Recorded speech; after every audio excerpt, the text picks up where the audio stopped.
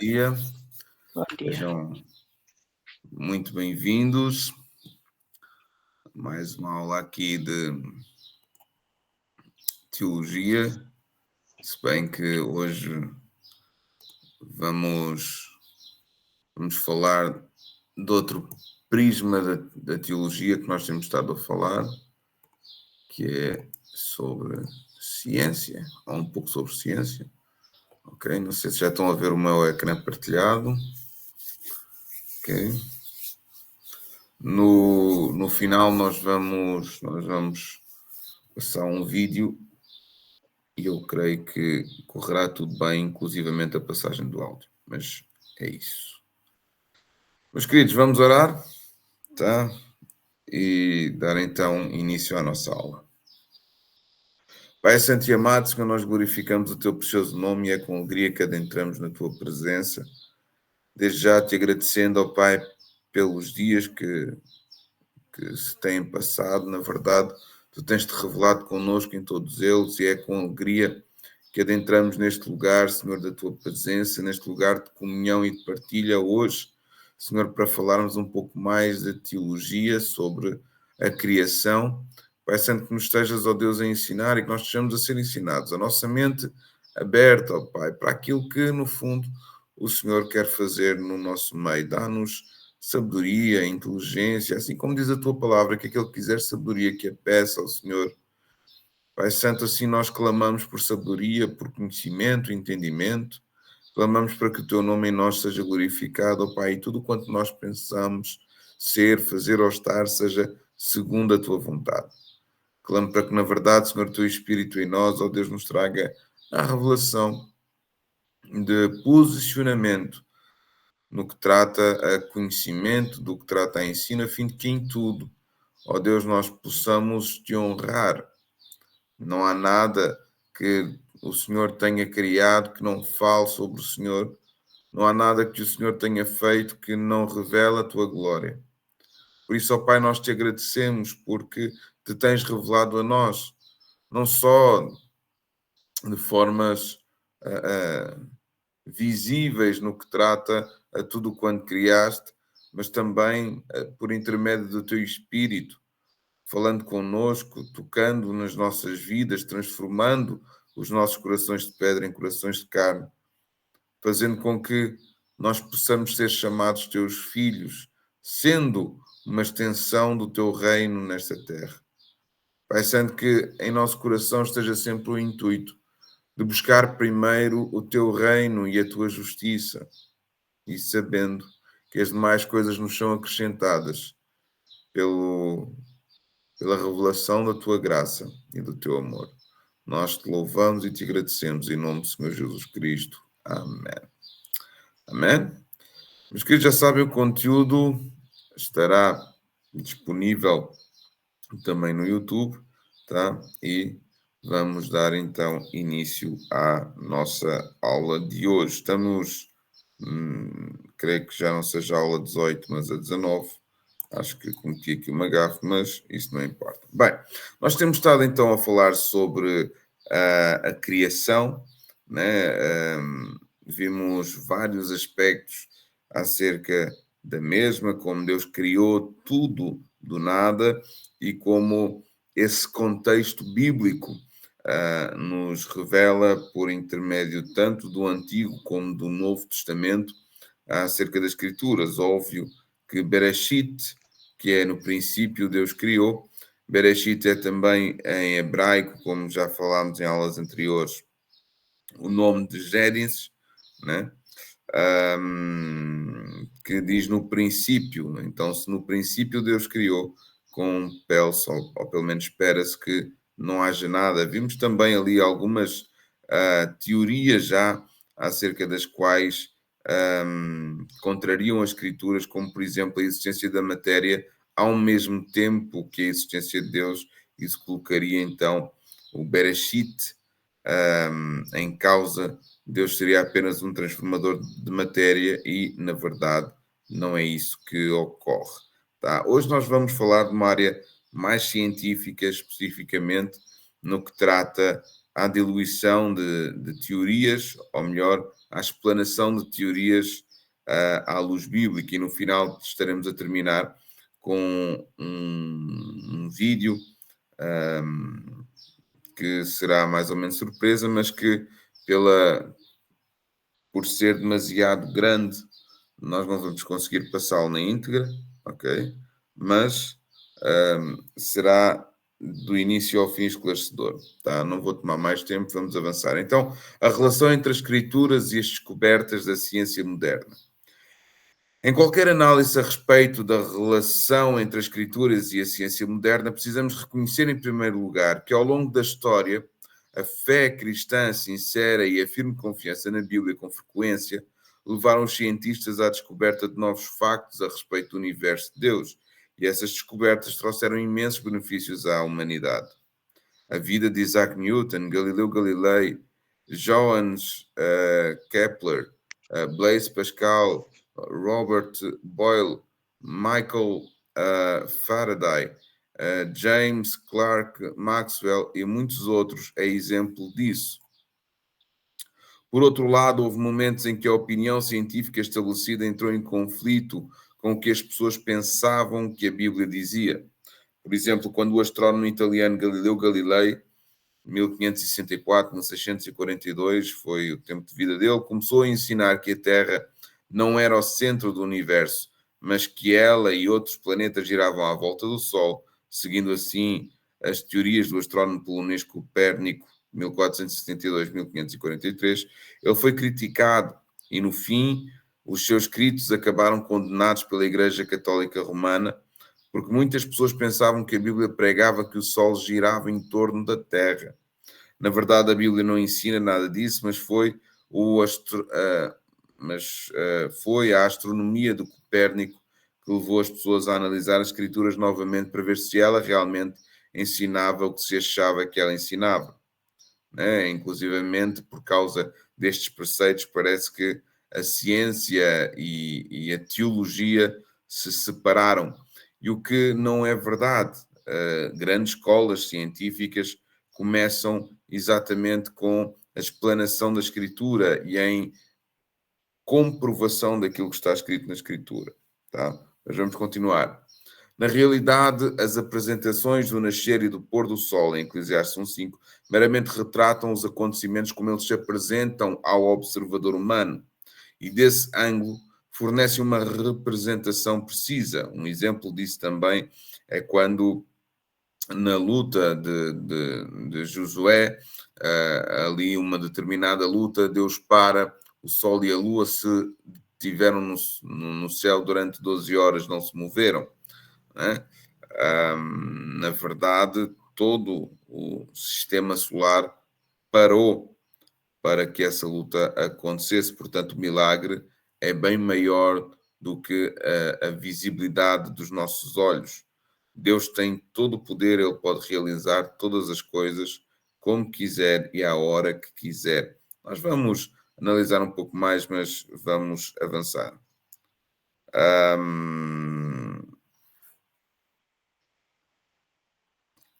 Ora, onde é que eu fiquei? Agora perdi-me. Na realidade, as representações do nascer e do pôr do sol, Eclesiastes 1:5, meramente retratam os acontecimentos como eles se apresentam ao observador humano e desse ângulo fornecem então uma representação precisa. Mas nada sugere sobre o movimento relativo da Terra ou o Sol ou algum outro corpo. É o centro do universo ou do sistema solar. Essa não é uma questão abordada pela Bíblia. Contudo, a lição de Galileu, que se viu forçado a negar as suas teorias e teve de viver em prisão domiciliar durante os últimos poucos anos da sua vida, deve nos lembrar que a observação cuidadosa do mundo natural pode nos levar de volta às Escrituras e a reexaminar se a Bíblia efetivamente ensina o que pensamos que ela ensina. Às vezes, diante de um exame mais cuidadoso do texto, descobrimos que as nossas interpretações anteriores estavam incorretas. A investigação científica tem ajudado os cristãos a revelar aquilo que as gerações anteriores pensavam sobre a idade da Terra. Por exemplo, de modo que nenhum estudioso evangélico de hoje sustentaria que o mundo foi criado em 4004 anos antes de Cristo. Houve, porém, um exemplo porém, desculpem, um tempo em que se acreditava amplamente ser essa a data da criação, em virtude dos escritos do arcebispo irlandês James Ussher, de 1581 a 1656, um dos grandes eruditos do seu tempo, que cuidadosamente somou as datas das genealogias bíblicas para descobrir quando Adão foi criado. Hoje se reconhece amplamente que a Bíblia não fornece uma data precisa da criação da Terra nem da raça humana, ok? Não temos uma precisão, mas temos uma descrição de como foi criado, ok? Não quer dizer por isso que as datas não estejam completamente corretas, ok? Bem, vamos continuar. Por outro lado, muitas pessoas da comunidade cristã recusam vivamente concordar com a opinião dominante dos cientistas de hoje a respeito da evolução. Milhares de cristãos já examinaram minuciosamente esse tema repetidas vezes nas Escrituras e muitos concluíram que a Bíblia não se cala sobre o processo pelo qual os organismos vivos vieram a existir. Além disso, a observação cuidadosa dos factos do universo criado produziu amplas divergências em relação às teorias da evolução, tanto dos cientistas quanto de vários cientistas não cristãos. Assim, as teorias da evolução têm sido contestadas por cristãos com base tanto em elementos bíblicos quanto em elementos científicos. É importante lembrar também que a questão da criação do universo é diferente de muitas outras questões científicas, pois a criação não é algo que pode ser repetido em experimentação laboratorial, nem houve observadores humanos que a presenciaram. Portanto, as declarações dos cientistas sobre a criação e a história antiga da Terra são, na melhor das hipóteses, especulação erudita. Se, porém, estamos convencidos de que o único observador destes acontecimentos, o próprio Deus, os relatou a nós nas palavras confiáveis das Escrituras, então devemos prestar cuidadosa atenção à narrativa bíblica. Portanto, ninguém esteve presente na criação, não nenhum homem, ok? Ele fez parte e é parte da criação, ainda para mais aparecendo apenas no último dia. Tá? Então Deus criou todas as coisas por intermédio da força do seu poder, ok? E na verdade não é nada que possa voltar a ser repetido, pelo menos não por nós. O que é interessante e é muito curioso acerca disso é que Deus decidiu de alguma forma revelar isso em Gênesis e confirmar em outros textos bíblicos. Ok, vamos avançar. Quando todos os factos então forem corretamente compreendidos, não haverá nenhum conflito final entre as escrituras e a ciência natural. Ok? Aqui no No Violent Conflict de Francis A. Schaeffer, não sei se eu estou a dizer correto, a expressão de nenhum conflito final foi extraída de um livro muito proveitoso, escrito pelo influente apologista cristão Francis Schaeffer, no final do No Violent Conflict, a respeito das questões da criação do universo. Schaeffer arrola diversos pontos em que, segundo ele, há margem para discordância entre cristãos que acreditam na completa veracidade das Escrituras. Primeiro, há a possibilidade de Deus ter criado um universo adulto. Há a possibilidade de um intervalo entre Gênesis 1:1 e 1:2, ou entre 1:2 e 1:3, ou seja, capítulo 1, versículo 1, capítulo 1, versículo 2 e por aí vai. Há a possibilidade de um dia longo em Gênesis 1, como por exemplo a explanação de um dia para o Senhor são como 1000 anos, tá? E não haver ainda uma lógica temporal relativamente ao que será um dia para Deus. Há a possibilidade de que o dilúvio tenha influenciado as informações geológicas. O sentido da palavra espécie em Gênesis capítulo 1 pode ser bem amplo, por exemplo. Há a possibilidade da morte de animais antes da queda. Nos trechos em que a palavra hebraica Baham ou Baram não é utilizada, há a possibilidade de uma sequência a partir das coisas previamente existentes.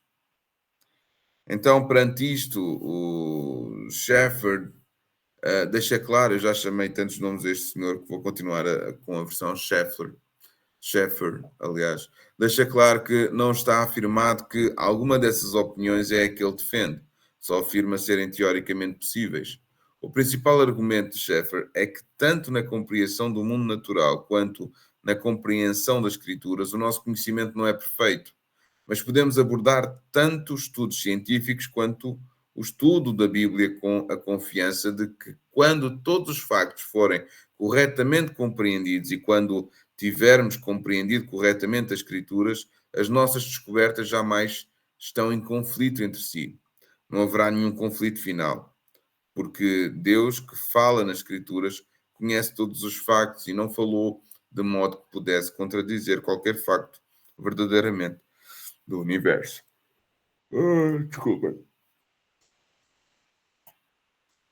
Então, trata-se de uma perspectiva muito útil com que o cristão deve começar qualquer estudo da criação e da ciência moderna.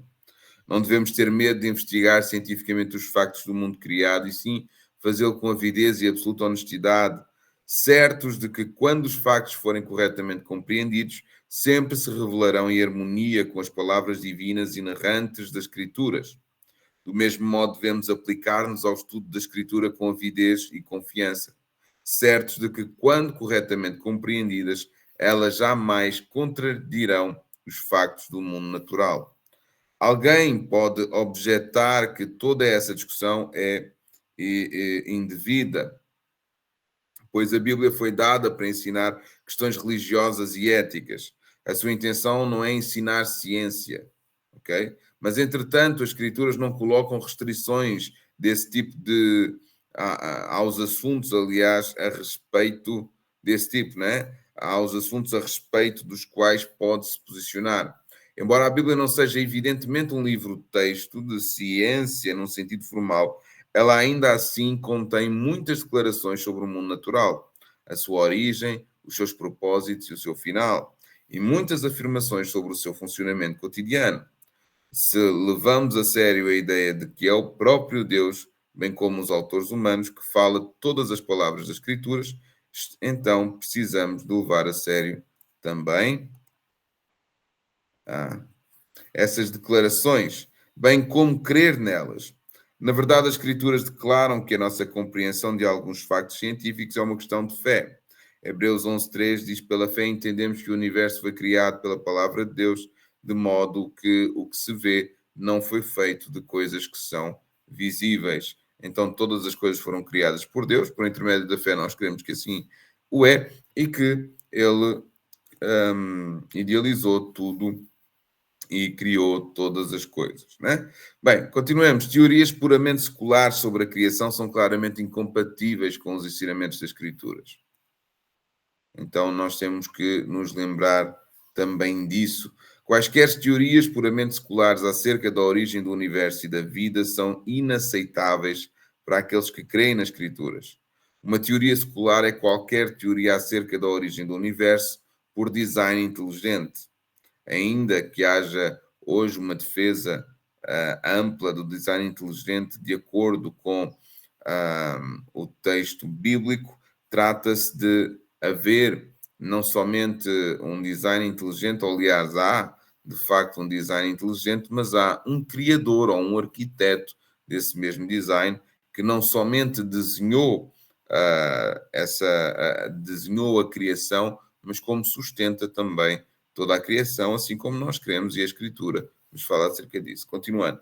Assim, a teoria do Big Bang, numa forma secular em que Deus é excluído, ou teorias que pressupõem que a matéria sempre existiu, são incompatíveis com o ensino das Escrituras de que Deus criou o universo do nada e que Ele o fez para a sua própria glória. Há criacionistas, ou seja, defensores da criação divina, que acreditam que o Big Bang foi um método da criação.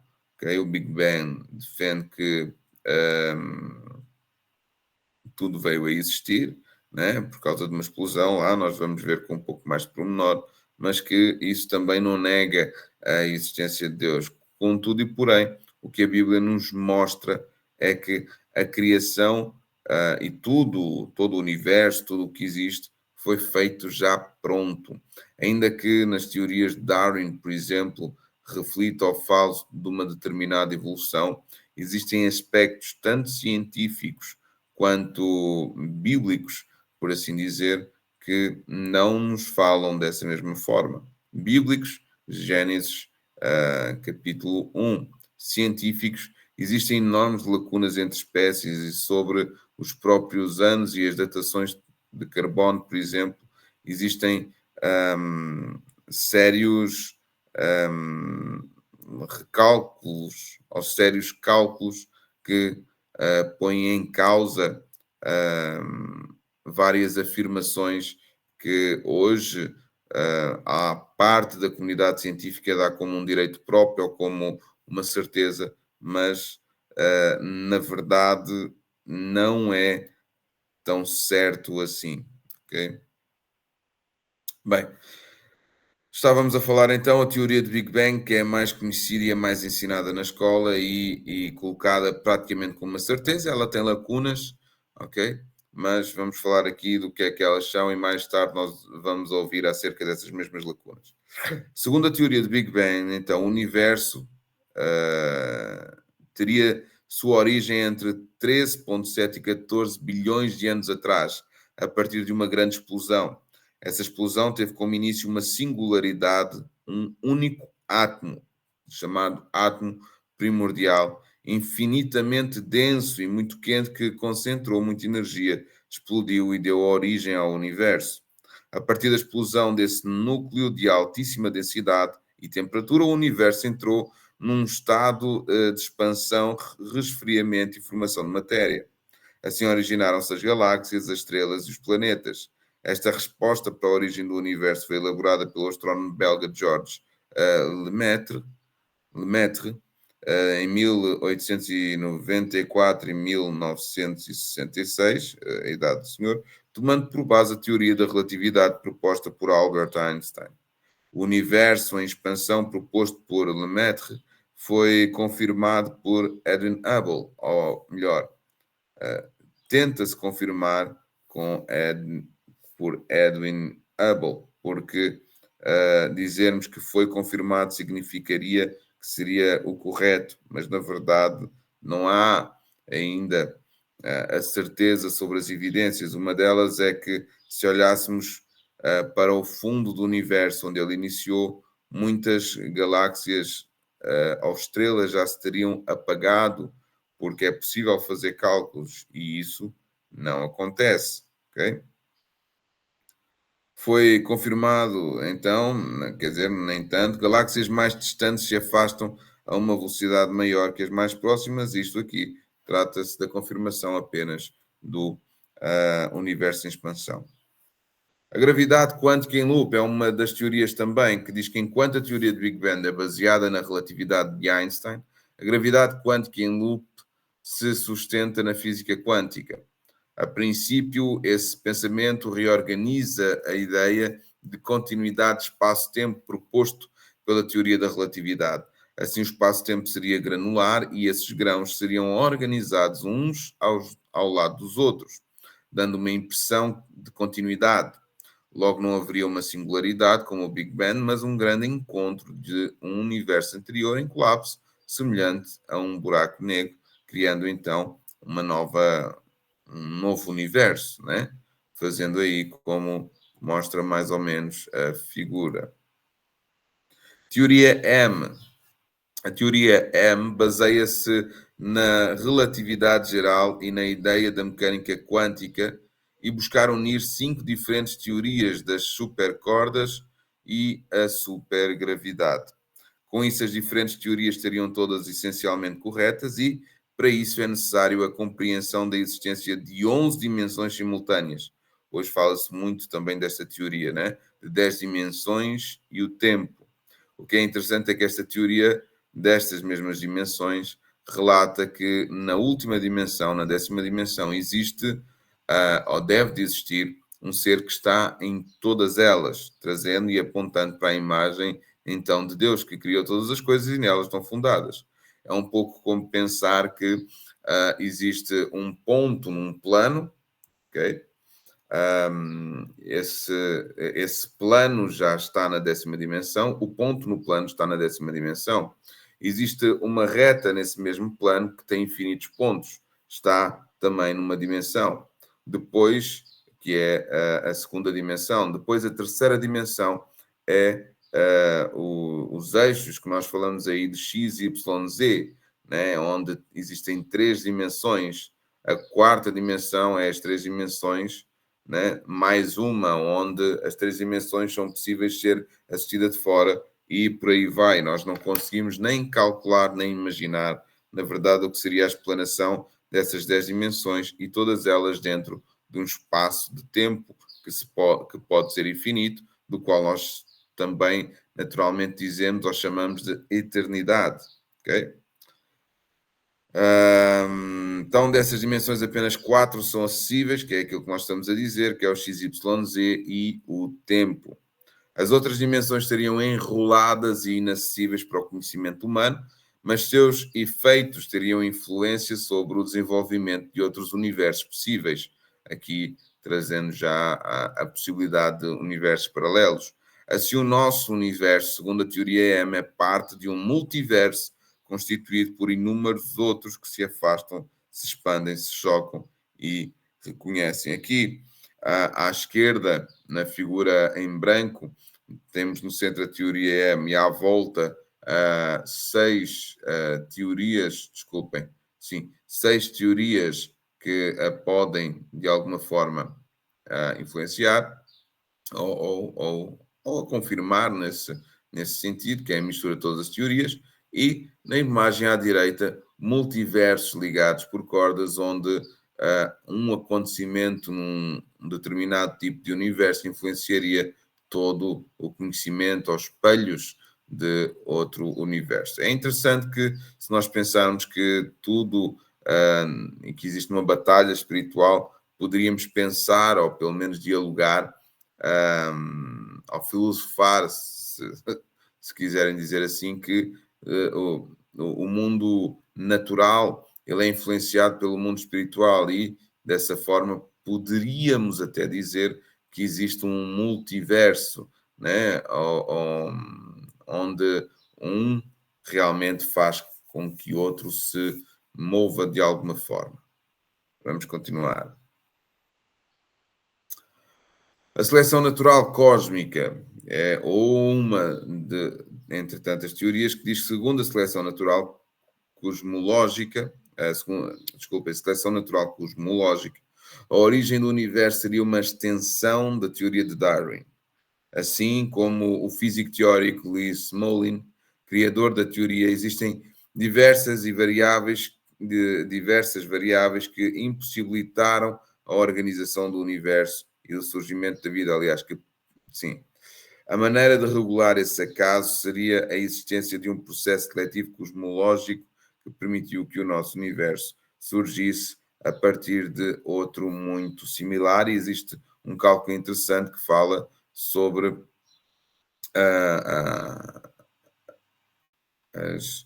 as condições para que a Terra fosse o que fosse e que matematicamente seria impossível. Eu não tenho esses dados aqui, sei que existe essa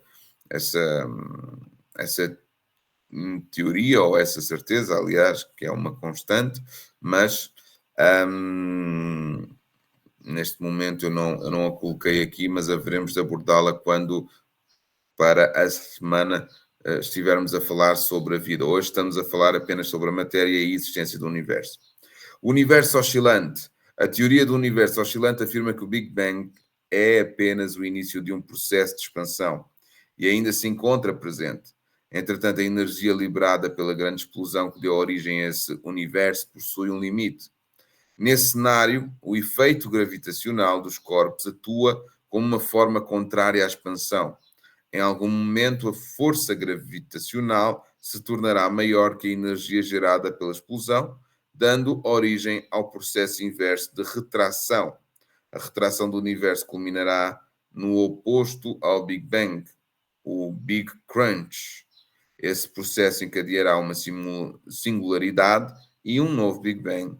essa oscilação pode ter ocorrido inúmeras vezes, sendo esse universo um entre outros tantos, né? Então, essa possibilidade ou esta teoria diz que universos, ou melhor, que tudo se encontra depois num único elemento, volta a explodir, não é? Extremamente concentrado e denso, volta a explodir pelo aquecimento, vem uma super gravidade e volta a juntar-se. Okay? Vou compartilhar com vocês, eu não sei se tiveram a possibilidade de conhecer estes dois senhores que estão aqui na imagem. Este é um vídeo de um podcast no YouTube, ok? Nós dei menção já nas últimas aulas acerca destes dois senhores. Adalto Lourenço, infelizmente, faleceu, se não estou em erro, o ano passado ou em 2023, já não estou certo. Ele é um físico, astrónomo, é um cientista, ok? Os dois, aliás, Marcos Eberlin também é cientista, né? Marcos Eberlin, apesar de ser um defensor do design inteligente, ele afirma como havendo dentro do design inteligente um criador, ok? E tem sido, tem trazido e permitido progredir várias teorias acerca da criação e com um fundo de verdade muito intenso, ou seja, é muito científico a forma como eles abordam o assunto, tá? Nós vamos começar este podcast, ele tem mais de 2 horas, portanto nós só vamos passar agora 20 e alguns minutos, tá? E sem mais demoras vamos dar início, entretanto, vamos ver se o áudio ocorre da forma que deveria, ok? Não sei se conseguem ouvir o áudio, alguém me confirma, por favor?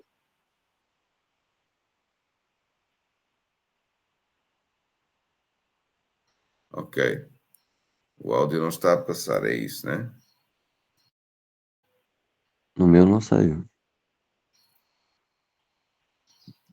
O meu também não. Não passou, né?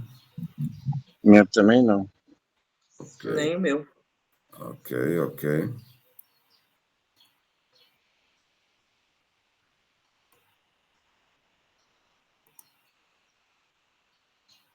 Como é que será que se passa o áudio? O meu também não está a passar.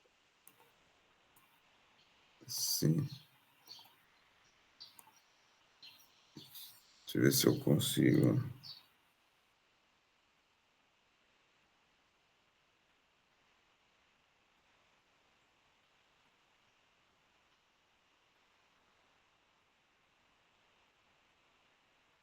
Não estão a ouvir o áudio, pois não? Não. Eles estão falando em Libras? Língua de sinais? Não, não tenho. Eles estão a falar mesmo.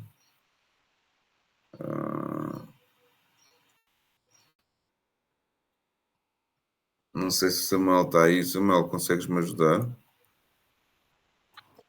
Pastor, talvez tenha que sair e entrar de novo. Geralmente no Meeting você tem que autorizar antes o áudio quando vai compartilhar a tela. Ok, vou experimentar então. Não desliguem.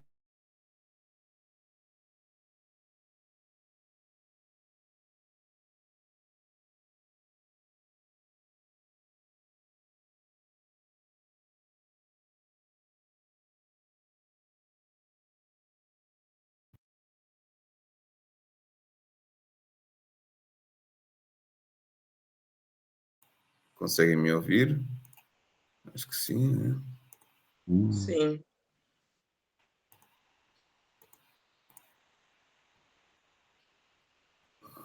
Deixa eu ver se aqui agora conseguimos. ideia, num tempo de mais ou menos 10 a menos 43 segundos. Já tem áudio? Teria tido uma temperatura muito alta. E Ótimo. com o passar do Então, tempo, eu vou essa pôr outra temperatura- vez aqui no início. Então, existe uma questão. Começar com o professor Adalto, é a tua vez. Estamos Vamos a lá. falar sobre o Big Big Bang. Bang é uma teoria, eu vou colocar de uma forma simples para ficar fácil para entender. Big Bang é uma teoria que propõe que o universo teria surgido espontaneamente há bilhões de anos atrás. Para ser mais preciso, 13,8, mais ou menos por ali. E o que teria acontecido é que num pequeno espaço de tempo, assim, um tempo quase infinitamente pequeno, ele teria surgido, teria crescido de um ponto pequeno até mais ou menos o tamanho da nossa galáxia. Isso daí, só para ter uma ideia, num tempo de mais ou menos 10 a menos 43 segundos. Teria tido uma temperatura muito alta, e com o passar do tempo, essa temperatura foi diminuindo, ele foi esfriando, e ao longo do tempo, o que aconteceu foi simplesmente que as coisas se auto-organizaram. Ou seja, aquele negócio caótico do início teria virado essa coisa fantástica que nós vemos hoje, que é o universo como um todo. Então, a teoria, eu fiz um resumo da teoria em poucos segundos. Tem muita coisa para ser dito a respeito, mas a gente vai poder estudar mais. A base da teoria é que o universo teria surgido espontaneamente, de um pontinho extremamente pequeno, do tamanho praticamente de um próton, tá? E teria crescido até chegar ao que ele é hoje. Então, isso é o Big Bang. Posso acrescentar, Adalto, um pouquinho? Por favor. Bom, sensacional. Claro, fica à não. vontade. Olha, e o que existia antes desse pontinho, né? Não existia nada. Então, a teoria diz que antes desses 13,8 bilhões de anos, que eles dizem que foi calculado exatamente, né, com uma precisão absurda de 0,02 bilhão de anos de erro, mas a gente sabe que esse número já mudou inúmeras vezes, estão agora querendo duplicar a idade do universo para acomodar o James Webb ali dentro. Diz que antes desse tempo aí, desse ponto na história do universo, não existia absolutamente nada, não existia matéria, não existia espaço, não existia energia e não existia tempo, matéria, energia e espaço. Nada, absolutamente nada. E aí eles dizem que esse nada pegou o nada para nada e por nada e pum, formou tudo, não é? Basicamente isso. Uma nuvem gasosa em expansão ao longo de bilhões e bilhões de anos se contrai em estrelas, mas não tem mecanismo de contração. Então é a matéria escura. Veja bem, agora as estrelas se formam, explodem, formam todos os elementos mais pesados ao longo desses bilhões de anos. Esses elementos mais pesados se aglomeram em pequenas pedrinhas e colidem, porque não tem mecanismo para a formação de planeta. Então, eles falam assim, olha, então eles colidem, a rocha se funde e gruda, eu brinco, né? É o modelo da Superbounder cósmico, ou da, sei lá eu, né? Araldite, alguma coisa assim, colou. Aí uma rocha incandescente esfria e vira terra, mas não tem água. Aí São Júpiter joga os pedrinhas de gelo aqui e cobre a Terra com 2/3 de água. Mas tem grandes problemas no modelo. A matéria escura é uma matéria que ninguém nunca viu. Mas agora o universo está expandindo. Então é a ação da energia escura, que também ninguém nunca viu. Na formação do universo, formaria-se a matéria e a antimatéria. A antimatéria sumiu, mas ninguém sabe onde está. E... é só um spoiler rapidamente, né? É um modelo que está absurdamente cheio de incoerências, de inconsistências, de modelos fantasiosos, de matérias escuras, energia escura. O outro dia o cara falou assim, não, a matéria escura realmente resistiu, que está segurando as galáxias. Encontraram uma galáxia que tem matéria escura. A energia escura está expandindo o universo, mas espera aí, então devia estar desacelerando, porque a gente sabe pela lei de conservação de energia, né, Adalto? A energia que se usa, gasta. E não está gastando, está aumentando. A expansão do universo devia estar causando umas galáxias bem grandes no James Webb. Elas são bem pequenininhas, parece que a expansão não está lá. Acabei de ler um artigo hoje, que diz que foram calibrar de novo com o James Webb, né? Aquelas estrelas que eles usam para medir a expansão do universo, calcular a constante de Hubble, ou então a radiação cósmica de fundo, e o James Webb destruiu esse modelo de novo. Então, gente, é esse modelo aí que é o Big Bang. Porque o pessoal fala assim, nossa, mas o professor Adalto, o professor Eberlin, eles são contra o Big Bang, porque o Big Bang é o modelo que diz que o universo teve início. Não, gente, não. Não é. O professor Adalto vai concordar comigo, espero, né? Não é o modelo que diz que o universo teve início, porque a Bíblia também fala que o universo teve início. Ninguém defende aqui o modelo e nós já vamos entrar nisso, tá? A próxima eterno, pergunta é essa. Claro. A gente está aqui falando o seguinte, a gente é contra esse mecanismo que pega o nada e transforma no tudo do universo estruturado que está aqui. Isso que se chama de modelo de Big Bang. Tem outros nomes? Pode ter o nome que quiser. Mas essa é a nossa causa, né? Adalto e eu, sim, e muitos outros. Esse mecanismo é inconsistente, é cheio de saci-pererê. É aquela coisa que todo mundo sabe que existe, mas ninguém nunca viu. Matéria escura, energia escura,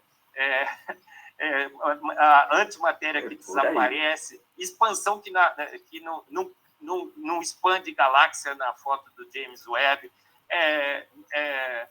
a síntese, a nucleossíntese, que deveria demorar bilhões de anos para formar todos os elementos da tabela periódica, mas você vai lá na foto do James Webb, todos os elementos estão lá, até o ferro. Então, o Adalto foi bem simpático, né? Como o Adalto sempre é, né, Carlinhos? Quando ele descreveu o modelo, eu fui um pouco mais ácido, gente. A gente vai tratar dos detalhes aí.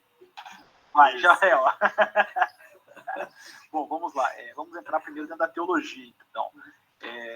A gente precisa se basear primeiro no que a Bíblia fala, certo? Então, assim, como o tema é porque pode o cristão crer no Big Bang, então a gente tem que se basear especificamente na Bíblia.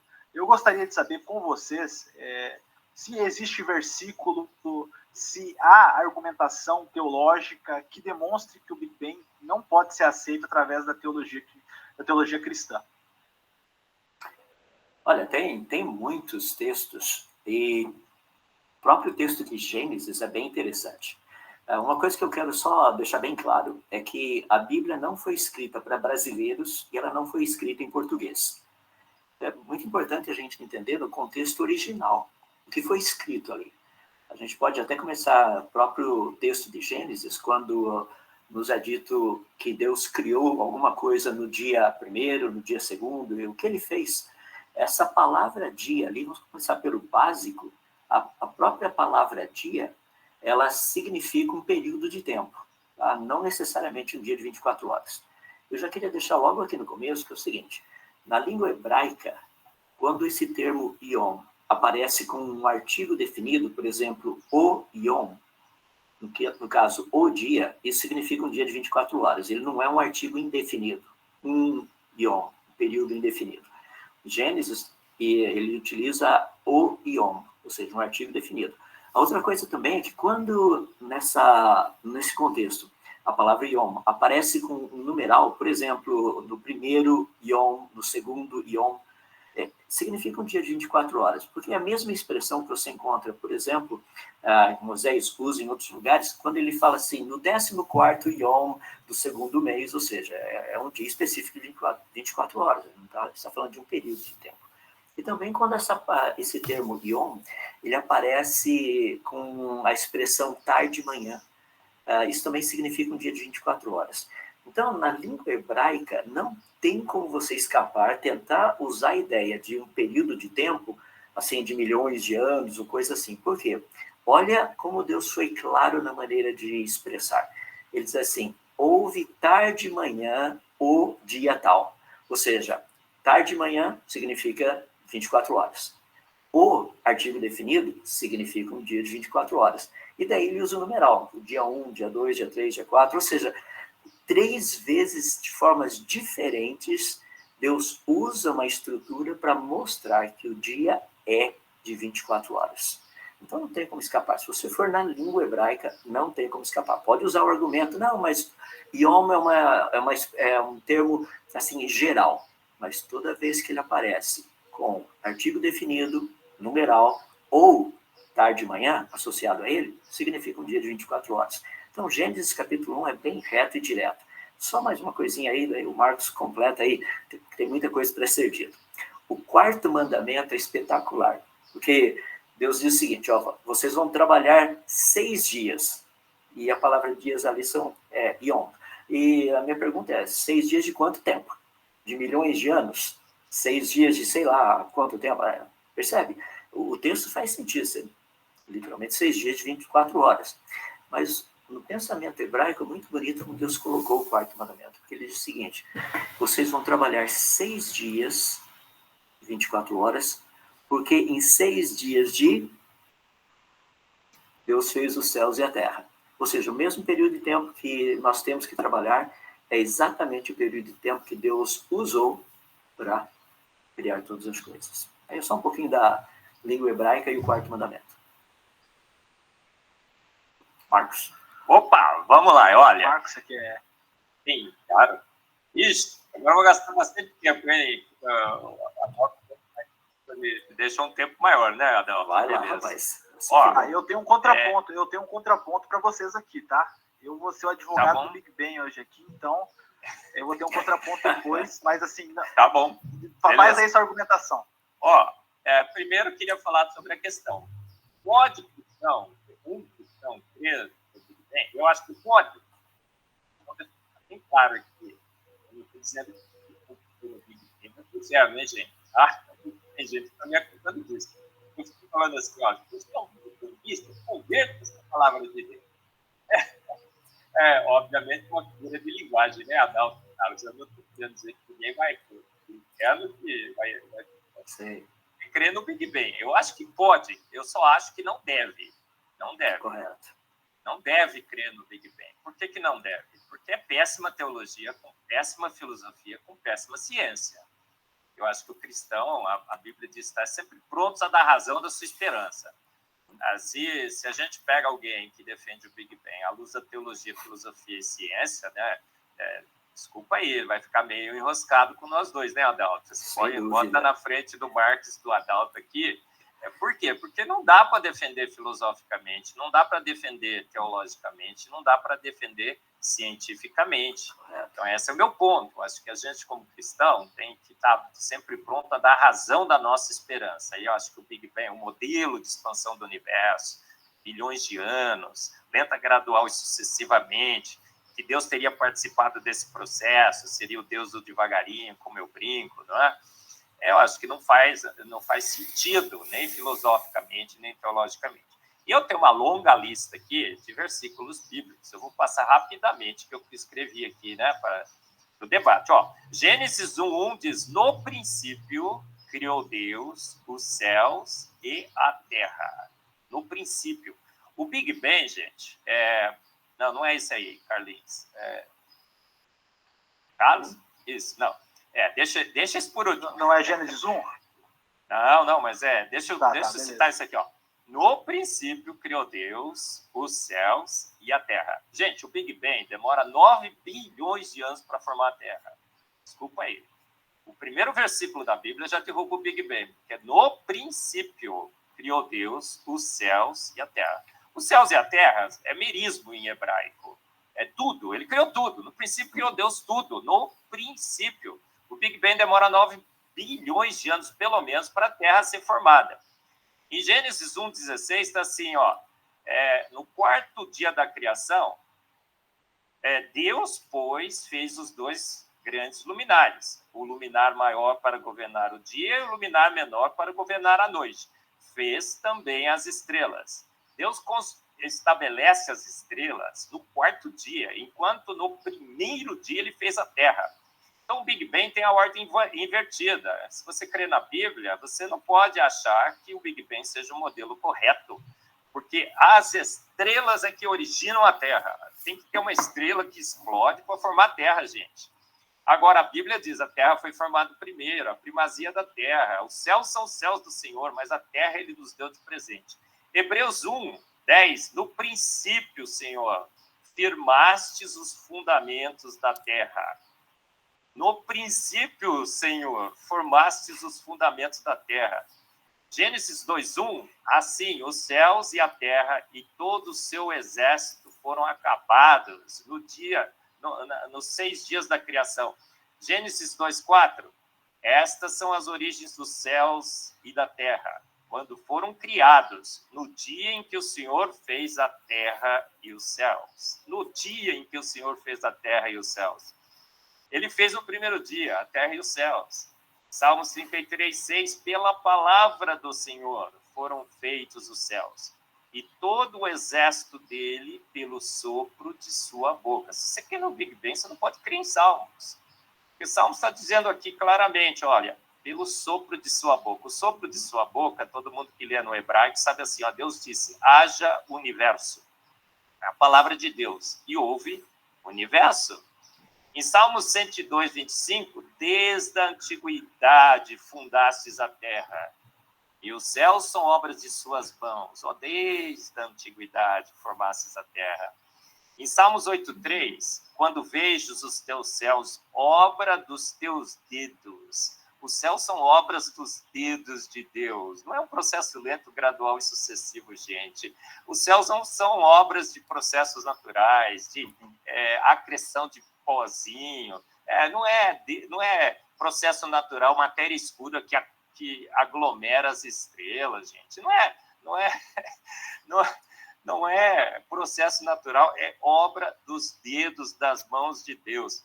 Provérbios 3:19, o Senhor com sabedoria fundou a terra. O Senhor fundou a terra. Salmos 19:1, os céus manifestam a glória de Deus e o firmamento anuncia o quê? A obra de suas mãos. Olha, eu queria convidar todo mundo a se despir dos seus preconceitos filosóficos, científicos e teológicos e ler a Bíblia como a Bíblia merece ser lida. É uma exegese, né, Adalto? Isso aí. Quando você está despido dos seus preconceitos, alguém disse que o Hugo Ross vê o Big Bang na Bíblia. Claro, ele é um cosmólogo. Ele crê no Big Bang, ele vai encontrar o Big Bang na Bíblia. Mas se você se despir dos seus preconceitos, a Bíblia é clara demais. Em Isaías 45:12, eu fiz a terra e criei nela o homem. Eu fiz, as minhas mãos estenderam os céus e todos os seus exércitos. Salmos 33:9, porque falou, o Senhor Deus falou, e tudo se fez. Mandou e de pronto, tudo apareceu, gente, de pronto. E logo, o logo aqui do hebraico, você vai no hebraico, agora eu sou hebraísta também, viu, gente? Agora estou lendo hebraico, aprendendo hebraico, estudando hebraico. O logo aqui, gente, não tem, a palavra do hebraico é assim, imediatamente, porque Deus falou, olha, esse versículo acho que fecha a questão, porque Deus falou, e todos os outros, tá? Porque Deus falou e tudo se fez, mandou e de pronto tudo apareceu. Não dá para acomodar bilhões de anos no de pronto de Deus, não dá. Deus fez todas as coisas. Êxodo 20:11, porque em 6 dias fez o Senhor os céus e a terra, o mar e tudo que neles há. E no 7º dia descansou. Sabe o que o pessoal fala, né, Adalto? Você sabe, Deus está descansando por eras, para acomodar eras aqui dentro, gente. Os dias literais. Hebreus 11:3, pela fé entendemos que os mundos, pela palavra de Deus, foram criados, de maneira que aquilo que se vê não foi feito do que é aparente. Deus não usou poeira cósmica para fazer a Terra. Deus não usou uma nuvem gasosa em expansão para criar as estrelas. Ele chamou a existência pelo poder da sua palavra. Pela palavra de Deus foram criados. De maneira que aquilo que se vê não foi feito do que é visível. Ele chamou do nada, ex nihilo. Colossenses 1:16, pois nele foram criadas todas as coisas, no céu e na terra, os visíveis e as invisíveis, sejam tronos, sejam... Isaías 45:16, porque assim diz o Senhor, que tem criado os céus, o Deus que formou a terra e os fez. Ele a estabeleceu, não a criou vazia, mas a formou para que fosse habitada. João 1:1-3, no princípio era o verbo, e o verbo estava com Deus, e o verbo era Deus. Ele estava no princípio com Deus. Todas as coisas foram feitas por ele. E sem ele, nada do que foi feito se fez. Gente, os céus são obras de Deus, ele fez com as suas mãos, ele chamou a existência pelo poder único e exclusivo da sua palavra. Qualquer um que leia a Bíblia sem os seus preconceitos e suas pré-definições, como minha professorinha de DBD lia a Bíblia e me ensinou desde pequenininho, percebe claramente que os céus são obras das mãos de Deus, que chamou à existência pelo poder único e exclusivo da sua palavra. E que as outras tentativas de colocar Deus para guiar o Big Bang são tentativas de casar ciências de homens com a palavra de Deus. E toda vez que a gente fez isso na história da ciência... Você está respondendo a outra pergunta que eu vou fazer. A gente quebra a cara, né? Não, você já está respondendo a outra pergunta. Então, vamos lá. Beleza, vocês viram aí a minha posição. Posso só fazer um contraponto? Pode, mas não deve. Vai lá. Sim. Tá, beleza, vou fazer um contraponto aqui. Bom, primeiro que nós estamos fazendo aqui um debate teológico, certo? Não um debate, mas não é um debate científico nesse momento, aqui é teológico. Nesse momento. Um dos argumentos, vamos fazer aqui uma pequena análise, certo? Se você tem, por exemplo, vamos imaginar o Deus bíblico. Você tem alguém que é atemporal, ele está fora do tempo. Ele não está, digamos assim, ele não se mede pelo tempo de 24 horas, porque ele está além do tempo. Então, por exemplo, eu vou até usar uma referência bíblica aqui que poderia contextualizar essa questão. Você vai encontrar isso em Salmos, no capítulo 90, no versículo 1 adiante. Por exemplo, eu vou ler aqui para vocês, aí a gente analisa essa questão. Vai falar o seguinte: Senhor, tu tens sido o nosso refúgio de geração em geração, antes que os montes nascessem, ou que tu formasses a terra e o mundo, sim, de eternidade em eternidade, tu és Deus. Tu reduzes o homem à destruição e dizes, volvei filho dos homens. Agora nesse versículo 4 aqui, que é o mais importante. Porque 1000 anos são aos teus olhos como o dia de ontem que passou, como a vigília da noite. Dentro desse versículo, o que a gente percebe? Aí eu queria ver qual é a visão de vocês, pessoal, a respeito disso. Aqui está afirmando que para Deus não há dia de 24 horas. Pode ser 1000 anos, por exemplo. Então, por que se limitar em dias de 24 horas quando Deus não está limitado a isso? Essa que é a questão que eu levanto para vocês. Olha, essa é um posicionamento assim, bem interessante, porque realmente Deus ele é atemporal. E a gente precisa entender que o tempo foi uma criação dele para que nós, suas criaturas, pudéssemos entender uma característica que ele tem, que é ser eterno. Se Deus não tivesse criado o tempo, eu, você, nem todos os que estão aqui nos assistindo, teriam a menor noção do que significa ser eterno. Imagina se não existisse o tempo. Tenta imaginar o significado da palavra sempre, sem o conceito de tempo. Não faz sentido. Ou então a palavra nunca. Imagina Deus chegando para suas criaturas, o tempo não existe, tá? Ele não teria criado o tempo. E ele chegar para suas criaturas e dizer o seguinte, eu sempre existi. Qual o significado disso? Não faz sentido. Ou ele chegar e falar assim, eu nunca deixarei de existir. Nunca. Não faz sentido. Tanto sempre quanto o nunca só fazem sentido se existir o tempo. Então, o tempo é uma das criações fantásticas de Deus para que nós pudéssemos entender quem ele é, uma característica dele. No entanto, na Bíblia, Deus usa o tempo todo. Ele fala assim que não iria chover por tanto tempo, ou seja, ele está dizendo por milhões de anos. Não, ele chega e fala assim, no caso Elias falou assim, não vai chover por 3 anos e meio. O que significa isso? Deus não vive no tempo. Qual o significado de 3 anos e meio? Esse é o negócio. Para Deus, tempo é relativo, porque ele não vive no tempo. Mas quando ele se refere a tempo para nós, daí tem um significado. Eu gosto até de usar uma piadinha para exemplificar o significado disso. Imagina um cidadão chegando diante do Senhor Deus e fazendo algumas perguntas para ele. Por exemplo, é o seguinte, chega para Deus e fala assim, Senhor, é verdade que para o Senhor $1 trilhão é como se fosse 1 centavo? Deus iria responder sim, sem dúvida. E essa pessoa também iria falar assim, é verdade também que para o Senhor, assim, 1 trilhão de anos seria como 1 segundo? Deus fala, sim, é verdade também. E o cidadão para e pensa um pouquinho, chega e fala assim, Senhor, será que o Senhor não me daria 1 centavo, não? Deus fala, claro, é só esperar 1 segundo. Percebe a dinâmica da coisa?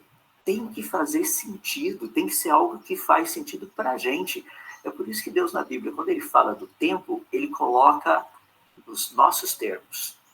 Deus chega a falar assim, olha, e os seus anos serão 120 anos. Lembra lá no livro de Gênesis, quando Deus fala... Mas, Adalto, só uma questão aqui, para ficar mais claro, que eu vejo que isso é uma contestação que sempre é feita, mas, assim, não poderia, então, Deus falar na linguagem, então, do homem, por exemplo, é um dia, mas no tempo que ele usou para fazer, não poderia ser, por exemplo, milhões de anos, mas para nós seria o equivalente de um dia, dentro da nossa limitação de tempo?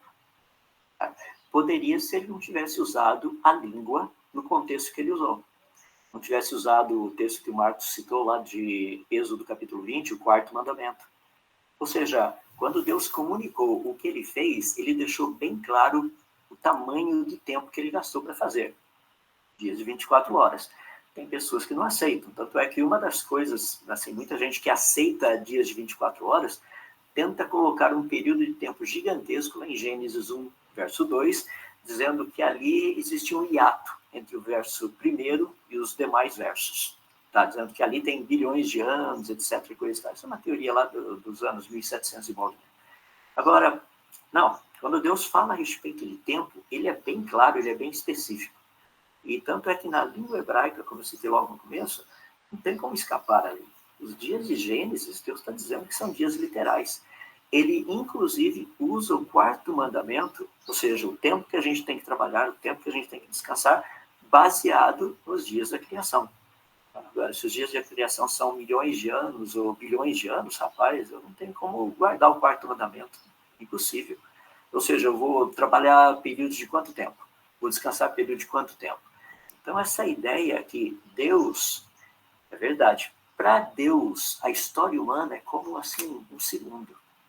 Mas quando ele fala da história humana, ele não usa os termos da eternidade dele. Ele usa os nossos termos, usando tempos específicos. Bom, então vou provocar o Marcos também nisso. Marcos, então...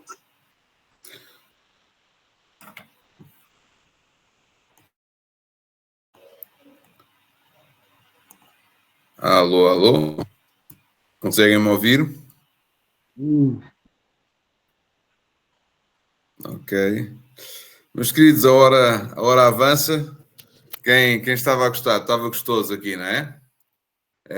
Na verdade, ainda há muito mais para falar. Eu queria perguntar para vocês se querem que eu passe o link deste vídeo para continuarem a assistir depois, ou óbvio que temos que ir trabalhar e tudo mais, mas se podemos continuar diretamente já no vídeo na semana que vem, o que é que acham?